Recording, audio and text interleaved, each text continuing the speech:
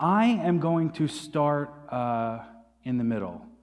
In 2006, I was graduating high school, and on paper, I looked really, really put together. I had gotten all the grades I was told I needed to get. I smashed the SAT score that I was told to reach for, and I was starting a biotech program at Rutgers University, and everyone had really, really high expectations for what I would do in school and when I got out of school, including myself. And I was a lot like my classmates. You know, I was pumped to be away from my parents for the first time. I was anxious to make new friends. And I looked a lot like your typical college student, and I was excited to start this part of my life that people had talked about for years. Everyone said that the next 4 years was going to be the best time of my life and that I shouldn't miss it. But unlike my classmates, I had a secret. I brought with me a physical addiction to prescription opiates that I had developed in high school from what I thought was innocent experimentation with alcohol and marijuana. And the physical addiction that I brought with me to this new city with these new people kept me from having a college experience. It kept me tied to my bed in agony, skin on fire like I had the flu, freezing cold, but I couldn't stop sweating. And I would sit there, and that pain would be the only thing I could see. And the only thing I could think about was, how do I get more of those medications? And in that pain, someone said something to me. They said, do you know that you can go downtown and you can get heroin in New Brunswick, New Jersey, and that'll make that physical withdrawal go away? And I got to tell you, that word was scary. I grew up in a beautiful suburb. I went to a great high school. I got a good education, and no one, especially me, thought that that would be a decision that I'd be faced with. But in that moment, that word didn't seem so scary because my brain had been hijacked and I was desperate. And I made a decision that tore my life apart within a year. And about a year and a half later, after losing my opportunity to go to college in the place where I lived and living on the streets of New Brunswick, New Jersey, sleeping outside, eating in soup kitchens, I found myself in a hospital close to overdose. And for the first time, I talked to a therapist who really got it. And the reason I start here in the middle is because that's oftentimes the only story we ever hear. The reason that I love doing work with the Kukas Foundation is because they are so committed to talking about all of the factors that go into a mental health crisis. We're very familiar with the stories of people when they get arrested or they're hospitalized or they pass away. That's what the articles are written about. That's what we see on social media. But the battles that we fight before that moment and the battles we have to fight after, those are often fought in silence. Because for me, it didn't start with drugs and alcohol. That was a visible problem. That was the problem we focused on for years. But I've struggled with my mental health for as long as I can remember. Some of my earliest memories I know today to be panic attacks. I didn't have words to talk about the things I experienced when I was younger. But I have very, very clear memories of sitting in grade school, 2nd and 3rd grade, and hearing my name get called in class and feeling that knot you get in the back of your throat grow so big that I felt like I couldn't breathe. And I can remember my heart beating so loudly in my ears that it was the only thing I could hear. And I would sit there paralyzed by that experience. And I would wait for my teacher to call on someone else. And I knew that that was different. I knew that people saw the way that I behaved, and they knew they didn't act that way. And I didn't know why I was the one that had to go through this when it didn't look like anyone else in the world was. And so I would take that shame home with me, and my anxiety would latch onto it.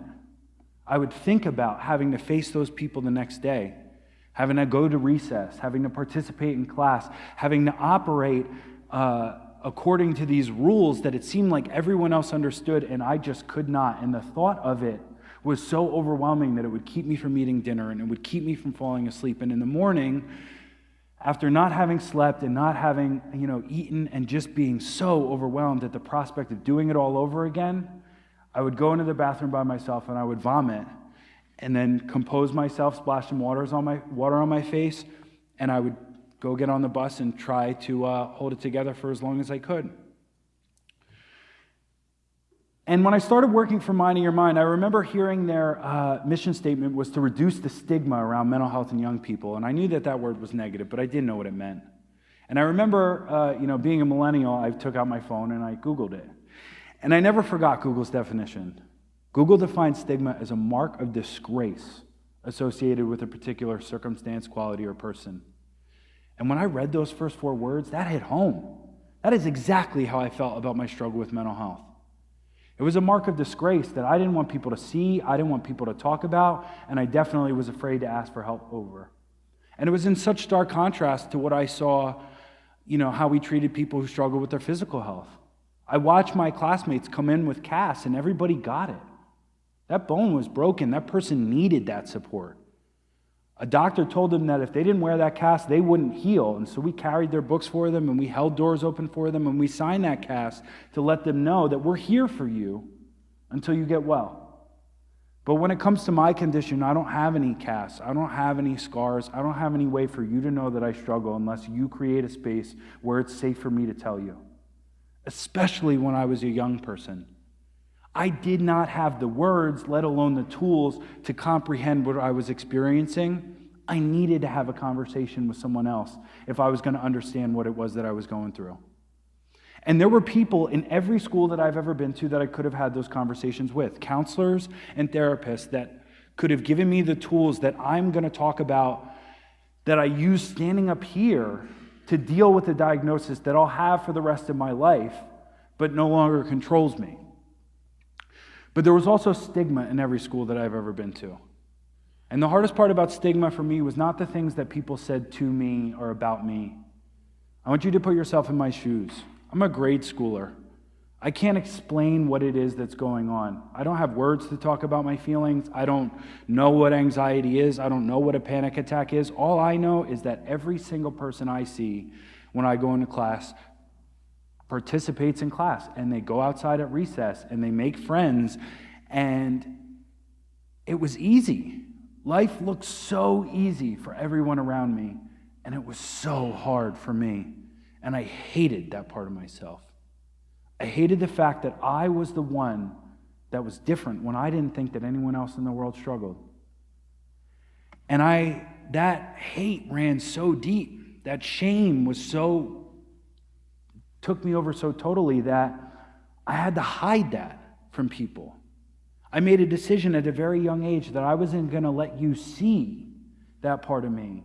Because if you could see how I felt about me, if the person that you saw looking at me was the person that I saw when I looked in the mirror, that was just unacceptable. I couldn't fathom what that shame would feel like. And so I hid that from everyone and everything, and I got a lot of practice hiding it. I moved a few times when I was a kid, and every new school, it was a new neighborhood, new adults, new teachers, and I got better and better at being the person that I thought you wanted me to be, praying that one day I would wake up and I would be the person that I was pretending to be. But no one was telling me that my anxiety was just as real as that broken bone, that I could pretend that things were okay, but it wasn't going to get better. In fact, it was going to get worse. And it did. And by the time I was in 8th grade, it was starting to consume my life. And it was expressing because I couldn't keep down those symptoms anymore. And it came out as rage, and it came out as violence. And I was an angry, violent, teen, and that was viewed as a discipline problem. And it came out as physical symptoms. My anxiety is very physical. I would go to the nurse's office and get sent home from school. I would wake up and I could convince my parents that I was sick. Whatever it would take me to remove myself from that social situation, my body would physically manifest those symptoms so that I'd be able to extricate myself from the situation that I didn't think I could handle. And so we viewed this physical symptoms as a problem, and we viewed my anger as a problem. And there was 2 offices in my school that I spent a lot of time in. I was in the nurse's office, and I was in the principal's office, talking about those 2 issues. And in between those 2 offices, there was the office of the counselor. And when I went to school, I never walked through those doors. I never met that person. I didn't understand what their role was. And I'm so happy to tell you that I go into hundreds of schools over the past couple years, and that is changing. That the the nurse is talking to the principal, is talking to the therapist, is talking to the parents.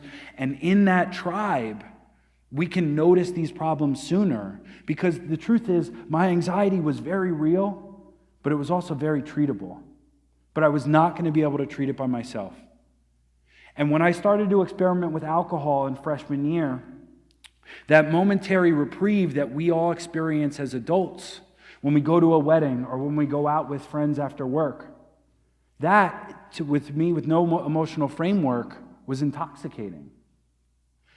And I wanted to find that momentary reprieve more often because I was able to put down my anxiety for a moment. But every time I would wake up in the morning, all that anxiety was still there, and it had stacked on top of the consequences of my drinking.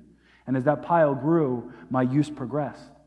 And it brought me all the way to that part, that I started with, where the kid that had so much potential, the kid that was supposed to be someone someday, found themselves in a hospital with no insurance, no ID, no home, no money, no one even to call. Because I had tried to take all these steps to figure this out myself, but this problem is not a problem that we can solve by ourselves. And I learned that when I first started talking to that therapist. Because for the first time in my life, it was as if someone knew me. Because my symptoms were not unique. She had dealt with hundreds of people just like me, and she let me know that if I did the things that they did, that I could feel different than how I felt in that moment. And the seed of hope that planted in my life changed my trajectory forever. 1,000 little steps brought me to that point of crisis, and she helped me take that first little step out of the 1,000 steps I had to take to where I am today. And so I just want to, kind of close by talking about why I think these kind of community discussions are so important, why prevention is so important.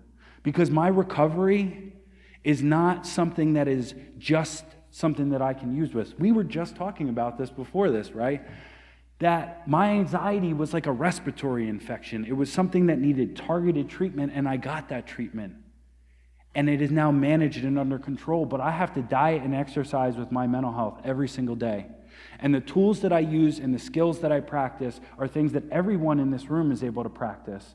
And that if we can give people that language, those tools, they're more capable of putting up their hands when they realize that their anxiety isn't like everyone else's and that they need the targeted treatment that I got.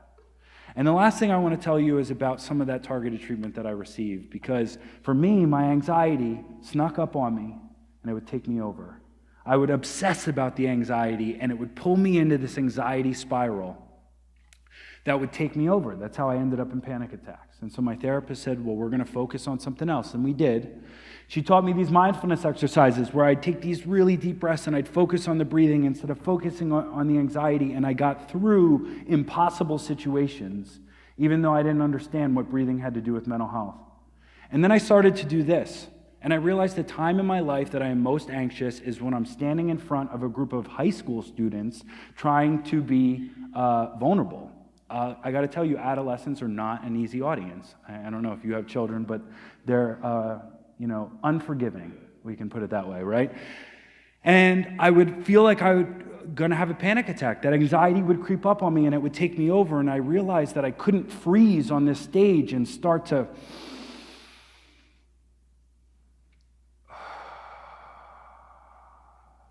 It's very awkward very quickly for both you and I. And so I said to my therapist, you have to help me. But my therapist doesn't help me. She helps me help me. And she walked me down the path and she said, Carl, well, what do you do when you're not on stage? And I told her about the breathing that she had taught me 6 months before.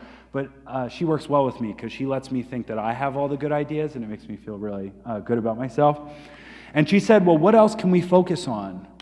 And we realized that it wasn't abnormal for a speaker to hold a bottle of water. So if you go on Minding Your Mind's website, for the first year I did this, there is not a picture of me on Twitter, on Facebook, speaking without a water bottle in my hand because I focused on this water bottle in the way that I focused on the breathing. And even though it seems so silly, because how does a water bottle solve anxiety? But that focus point got me through the hardest moments in my life. And just like someone who wears a cast eventually becomes strong enough that that cast comes off, that's how these coping skills work in my life too. I don't need the breathing exercise anymore. I don't need to carry the water bottle. I'm able to practice this exercise in my head because through 1,000 little steps, I've been able to redefine what my diagnosis means for me. I thought that my diagnosis would define me forever, and it has, but not in the way that I thought. When I named the problem, I could find the solution, and when I found the solution, I was given a life that I didn't know existed. And I'm sharing that experience with you because if you know someone who struggles, if you sit in this audience and you struggle, everything that I've been given is available to you. All you have to do is stand up and say that you want it. Thank you guys. I appreciate it.